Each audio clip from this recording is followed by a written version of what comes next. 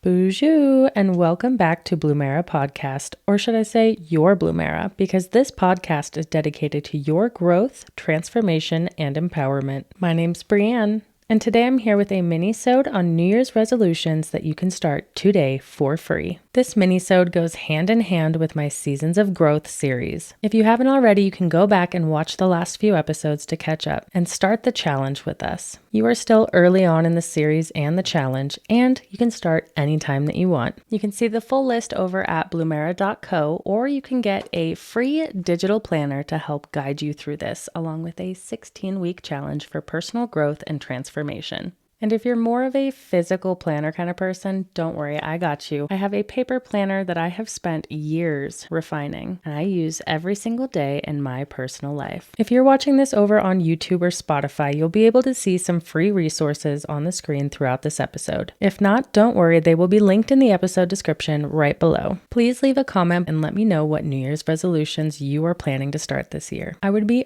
honored to be your accountability buddy. New Year's resolutions you can start today for free. The first New Year's resolution is not stepping on a scale. This has been one of the most powerful changes that I've made for my mental health and my body image over the past year and a half, and I highly recommend it for you. Starting a daily journaling practice. Journaling can help you reflect, find clarity, and find lessons in your everyday life. You can find guided journaling sessions over on the Bloomera podcast if you need a little help with that. I also include daily journal prompts in all of my planners. The next is drink more water. I actually have a hydration tracker in my free digital planner for you because I think this is so important. And while you're increasing your water intake, consider decreasing your alcohol intake. I have been alcohol-free for over a year now, and I highly recommend it. You can also save a fair amount of money this way. Start a new gratitude practice. I have a nightly practice that I do anytime I have a hard time falling asleep. I call it my gratitude ABCs. I have an entire episode on this, but you can choose to do your gratitude practice however you want. It can be as simple as listing one thing that you're grateful for every single day, which is something I include in my planner. Do a guided meditation every single day. I recommend finding these over on Spotify or Apple, somewhere where there might not be ads that will interrupt your relaxed vibe. Using a different and more intentional motivation for working out.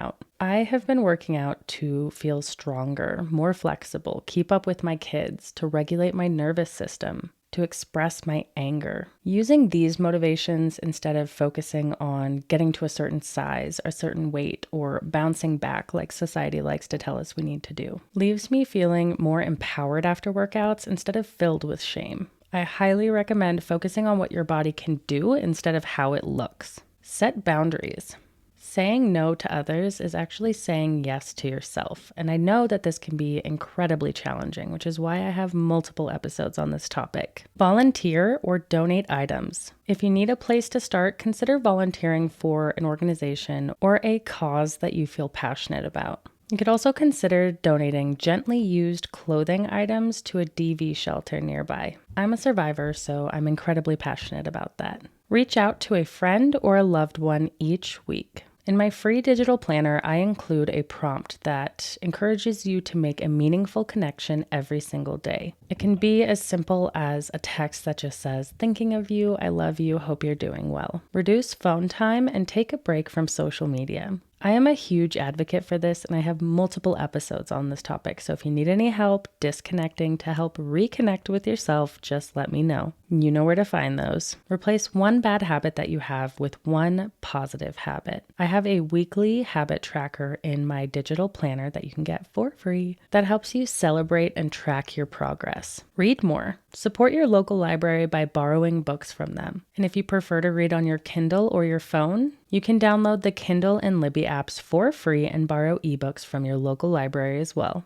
Get more sleep. I think that most people are probably lacking in this department, especially if you are a parent or struggle with insomnia. I have an episode on 21 tips for better sleep available. Reduce, reuse, and recycle more often. Save money and the planet by reducing your consumption, especially of single-use plastics. Find creative ways to repurpose or reuse some of your items, and make a commitment to recycle all eligible materials more consistently. Mother Earth will thank you. And finally, continued personal growth.